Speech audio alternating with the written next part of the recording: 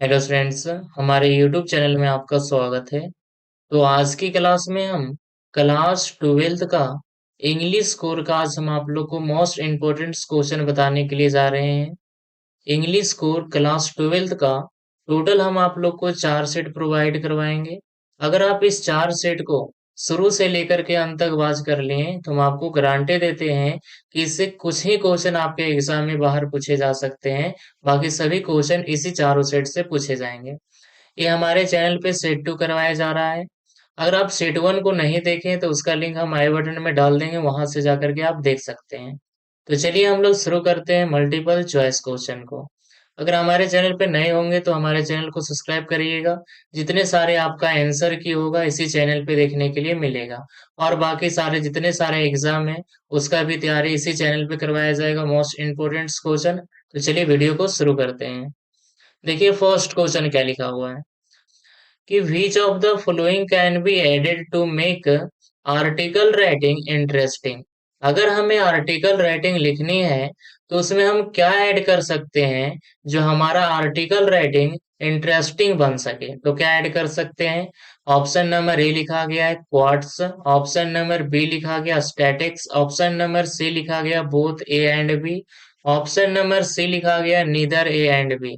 तो आप लोग जानते हैं कि अगर हमें आर्टिकल को इंटरेस्टिंग बनाना है तो हमें क्वार्ट्स को भी ऐड करनी पड़ेगी और स्टैटिक्स को भी ऐड करनी पड़ेगी। तो ऑप्शन नंबर हमारा क्या सही हो जाएगा, सी, ए एंड बी।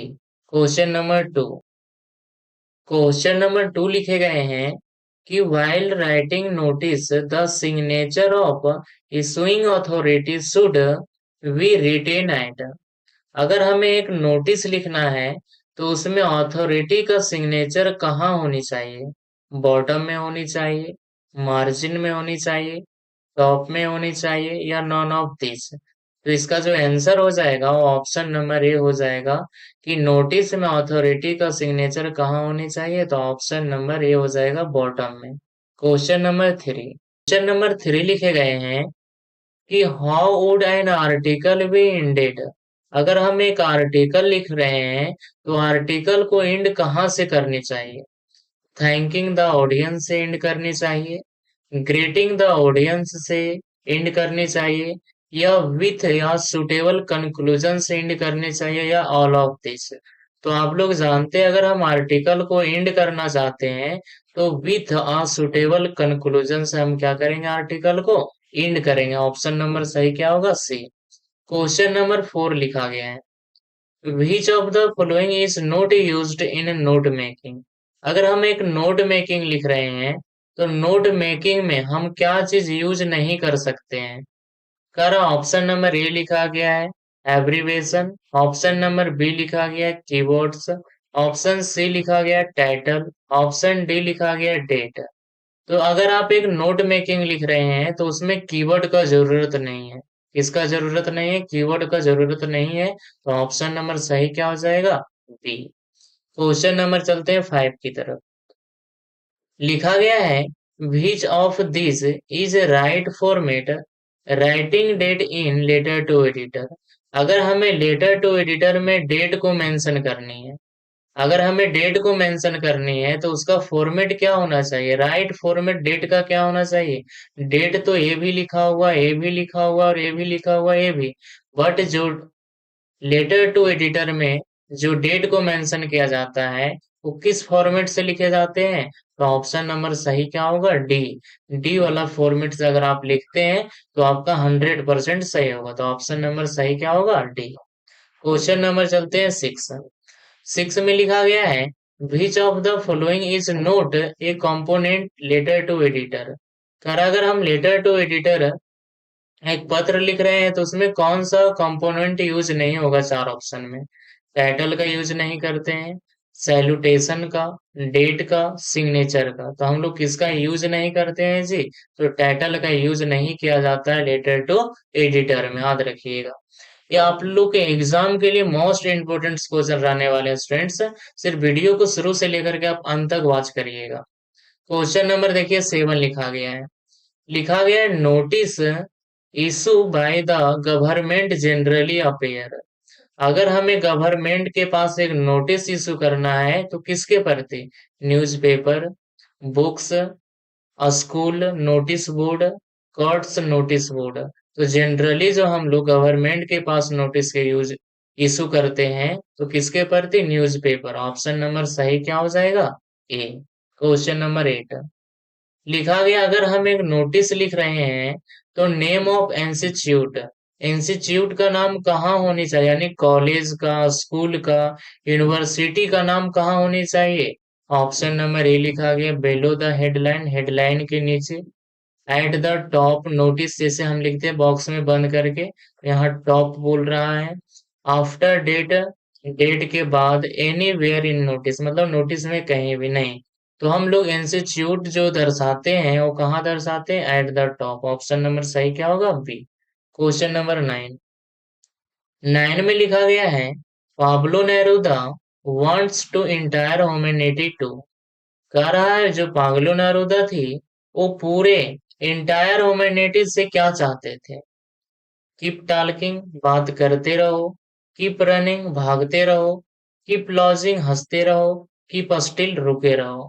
तो आपका ये कीपिंग क्वाइट से लिया गया है ये क्वेश्चन। तो इसका आंसर क्या हो जाएगा? Option number D. Question number 10 कहे हैं कि in the poem keeping quiet the poet ask us to count. Keeping quiet में पोएट हमें कितना तक गिनने के लिए कहते हैं? 5, 11, 10, 12। इसका आंसर क्या होगा? ऑप्शन नंबर डी, 12 तक। क्वेश्चन नंबर 11 लिखा गया है। 11 में लिखा गया है द नेम ऑफ प्रोग्राम, उस प्रोग्राम का नाम बताइए जिसमें हाई स्कूल का जो स्टूडेंट्स थे, हाई स्कूल का स्टूडेंट को ले जाया गया एंड ऑफ द अर्थ। कहाँ ले गया गया था? End of the earth. तो उस प्रोग्राम का नाम क्या था? ऑप्शन नंबर ए लिखा गया है a student of ice, a student for ice, a student above ice, a student on ice। तो इसका आंसर क्या होगा? Students on ice. Option number सही क्या होगा? डी। देखिए ऑन, ऑफ भी लगा हुआ फोर, बट आप आज क्या करिएगा? Students on ice. Question number 12, जो डॉक्टर सदाव थे went to America to learn, America वो क्या सीखने के लिए गए थे? Option number A teaching, option B surgery and medicine, option C music, option D fine art. तो क्या सीखने के लिए गए थे जी? Surgery and medicine. Option number सही क्या होगा? बी।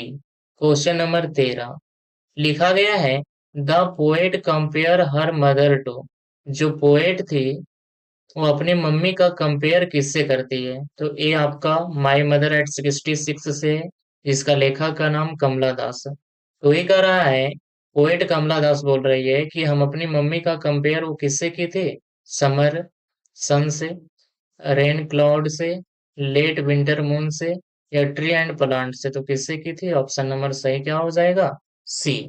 क्वेश्चन नंबर लिखा गया है 14, 14 में लिखा गया आपके सामने जी कि who is the author of deep water, जो आप लोग का बुक में डीप वाटर जो चैप्टर है उसका लेखक का क्या नाम है? ऑप्शन नंबर ए लिखा गया है Jane Austen, option number B लिखा गया है विलियम डगलस, ऑप्शन सी लिखा गया है अल्फोंस डॉडेट, ऑप्शन डी लिखा गया बामा। तो आप लोग जानते हैं डीप वाटर का लेखक का क्या नाम है? William Douglas. ऑप्शन नंबर सही क्या होगा? बी। क्वेश्चन नंबर 15 कह रहा है Indigo is an export from which book of the author, कह रहा है जो इंडिगो था ये कौन से बुक से ऑथर ने इसे लिया था? तो ऑप्शन नंबर ए लिखा गया the life of Mahatma Gandhi book से था, मेन एंड पॉलिटिक्स से था, लाइफ एंड लेनिन से था, मैन एंड माउंटेन से था। तो आप लोग जानते हैं किससे था? The life of Mahatma Gandhi. और इंडिगो का लेखक का क्या नाम है? आप लोग बताइएगा हमें कमेंट बॉक्स में। उसका नाम एल से शुरू होगा। क्वेश्चन नंबर चलते हैं 16, क्वेश्चन नंबर 16 लिखे गए हैं कि हु आज राजकुमार शुक्ला, राजकुमार शुक्ला कौन थे? गवर्नमेंट थे, ए पुअर पेशेंट थे, ए लॉयर थे, या पॉलिटिशियन थे? तो आप लोग जानते हैं एक पुअर वो क्या थे? किसान थे। एक पुअर पेशेंट थे। ऑप्शन नंबर सही क्या होगा? बी।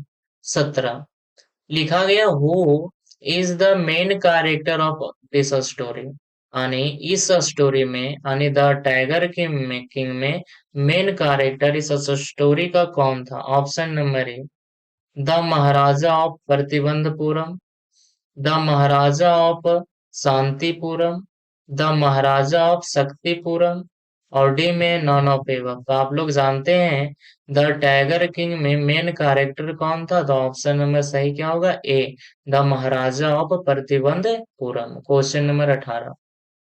18 लिखा गया आपके सामने जी। लिखा गया है कि हु वाज जैंसी। जैंसी कौन थी? गोइंग प्लेसेस जो आपका चैप्टर है, उस चैप्टर में हु वाज जैंसी कौन थी? ऑप्शन है, ऑप्शन नंबर ए में लिखा गया है सैफी का मदर थी, सैफी का फ्रेंड थी, सैफी का सिस्टर थी, या सैफी का टीचर थे। तो आप लोग जानते हैं कौन थे? जैंसी। तो आप लोग जानते हैं कि सैफिया का क्या था? ए फ्रेंड। ऑप्शन नंबर सही क्या होगा? बी, सैफिया का क्या था? फ्रेंड था। क्वेश्चन नंबर 19 लिखा गया है where did doctor Sadab meet हैना। जो हना थी, डॉक्टर सदाब ने उसे कहाँ मिला था? जापान, अमेरिका, फ्रांस, रसिया। तो कहाँ मिला था जी? ऑप्शन नंबर सही क्या होगा? B, America. क्वेश्चन नंबर 20 20 लिखे गए हैं जी कि the paper swimming boy with red eyes means the boy is. यानी एक जो लड़का था वो पेपर के जैसा पतला था, और जो उसका आंख था वो रेड के जैसा था। ठीक है, तो इसका मतलब वो लड़का कैसा था? ऑप्शन नंबर ए लिखा गया है सेली एंड सिक्रेटिव, ऑप्शन बी लिखा गया thin hungry and weak, option C लिखा गया अनप्लीसेंट लुकिंग, ऑप्शन डी लिखा गया नन ऑफ दिस। तो ये जो लड़का था वो कैसा था? थिन था, हंगरी था और वीक था, कमजोर था। क्वेश्चन नंबर चलते हैं 21 21।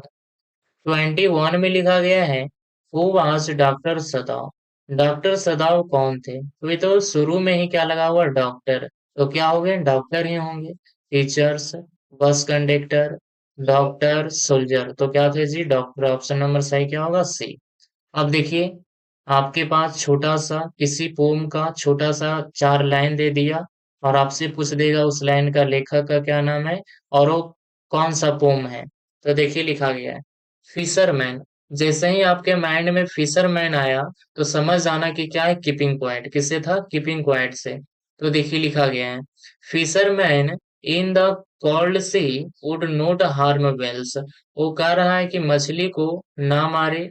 एंड मैन गैदरिंग साल्ट, जो समुद्र के बीच के किनारे नमक होती है, would look at his hurt hand, उसका हाथ को क्या पहुंचेगा? चोट। तो देखिए 22 नंबर क्वेश्चन है, कह रहा है जो पोम अभी आप पढ़े थे, छोटा सा एक स्ट्रिक्ट लाइन का पोम था, उसका लेखक का क्या नाम था? तो ऑप्शन नंबर सही क्या हो जाएगा? ए, पाब्लो नेहरू था। ऑप्शन नंबर क्या होगा? ए। क्वेश्चन नंबर 23 कह रहा है what does the poet expect for fisher to do. Fisher to do को क्या करने के लिए नहीं कहा था? तो नोट हार्म्स वेल, यानी मछली पर हमला करने के लिए नहीं। तो ऑप्शन नंबर सही क्या होगा? A, not harm the well. Question number 24। Question number 24 लिखे गए हैं the man gathering salt would look at this. तो देखिए यहाँ पे कह रहा है कि जो गैदरिंग था, एक मैन गैदरिंग साल्ट, जो साल्ट नमक वगैरह को चुन रहा था, वो अपने हाथ को क्या पहुंचा रहा था? नुकसान पहुंचा रहा था। तो इसका आंसर क्या हो जाएगा? Hurt hand. ऑप्शन नंबर सही क्या होगा? बी। तो देखिए आप लोग इससे कितना आराम से बन गया था। अब क्वेश्चन नंबर लिखा गया 25, कह रहा है in which hour was the prince of Pratibandhapuram born. कह रहा है कि प्रिंस का कौन सा समय जन्म हुआ था? जो प्रतिबंधपुरम का वो क्या था? प्रिंस था। तो ऑप्शन नंबर सही क्या होगा? A, in the hour of bull. वो कौन सा राशि में जन्म लिया था? बुल राशि में। देखिए यहाँ लिखा इन the hour of tiger, A tiger राशि में जन्म नहीं लिया था। कौन सा राशि में जन्म लिया था? बुल। ऑप्शन नंबर सही क्या होगा? ए। ना कि दोनों ए और बी मार दीजिएगा। क्वेश्चन नंबर 26 कह रहा है 26 में आपके सामने who is the poet of the poem the elementary school the classroom in slum. The elementary school classroom in slum का लेखक का क्या नाम है? इसका याद रखिएगा, ऑप्शन नंबर ए हो जाएगा स्टीफन स्पेंडर। क्वेश्चन नंबर 27 कह रहा है what make city Firozabad famous. Firozabad famous किस लिए है, जिस चीज के लिए है? तो ग्लास बैंगल्स के लिए। ऑप्शन नंबर सही क्या होगा? बी, 28। क्वेश्चन नंबर 28 लिखे गए हैं कि how was the Antarctica 650 million years ago. कह रहा 650 ईयर्स अगो अंटार्कटिका कैसा था?